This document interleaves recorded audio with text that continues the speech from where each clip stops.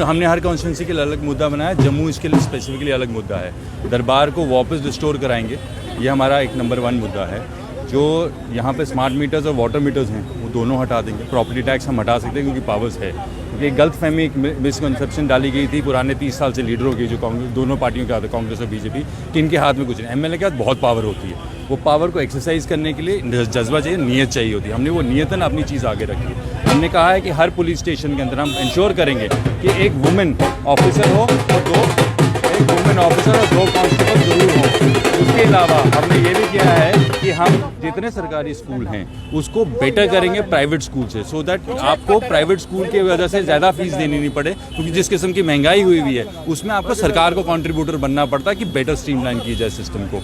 हम चाहते हैं कि यहाँ पे जो बेरोजगारी की दर है, जो पिछले 5 साल से इतनी बढ़ गई है, उसके लिए हमने स्पेशली डिसाइड किया कि अनएम्प्लॉयड यूथ जो होगा, रजिस्टर्ड होगा, हम उसको गवर्नमेंट डिपार्टमेंट और गवर्नमेंट कॉर्पोरेशन में अप्रेंटिसशिप देंगे 1 साल के लिए, और जिसके लिए गवर्नमेंट पे भी करेगी, plus they will be working for us.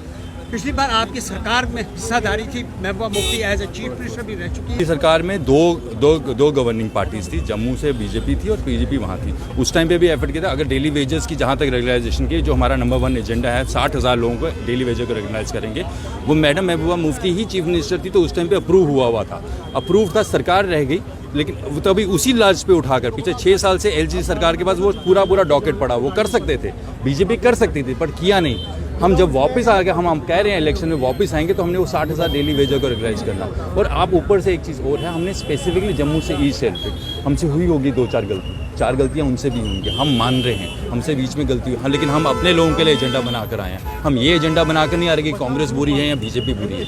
मेरा एजेंडा ये है कि आपको मैं एजेंडा दे रहा हूँ जो आपके बारे में है। आप देखें, अगर ये चीज़ें जो एजेंडा में लिखी गई हैं आपके बेटरमेंट के लिए हैं, तो आप वोट कीजिएगा, ताकि मेरे से आप अकाउंटेबिलिटी ले सकते हैं 5 साल बाद। अब उससे क्या अकाउंटेबिलिटी लोगे जिसको आपने वोट दिया है एक प्राइम मिनिस्टर के नाम पे, और उसको अकाउंटेबिलिटी लोगे जो लीडर ऑफ ऑपोजिशन के नाम पे वोट मांग रहा है? क्या लीडर ऑफ ऑपोजिशन और प्राइम मिनिस्टर आकर तो आपको जवाब नहीं देंगे? असेंबली है, एमएलए है। तभी मैंने कहा ना कि मैं समझता हूँ, पेशे से वकील हूँ, यहाँ पर पादे महल्ले का पैदा हुआ हूँ, पुरानी मंडी का। मुझे समझ है, डोगरा हूँ, कि क्या चीज़ें हमें ज़रूरत हैं, उन ज़रूरतों के लिए खड़ा हूँ इलेक्शन में, और उस ज़रूरत की वजह से सियासत में आया। अदिति जी, कितना बाहर से निकलता आया हूँ मैं, जब से कैंपेन कर रहा हूँ, लोगों के बीच में जा रहा हूँ, मुद्दे की बात करता हूँ। हर एक आदमी कहता है कि मुद्दा जो है, मुद्दे हाँ आपके यहाँ, मुद्दों के ऊपर वोट करेंगे।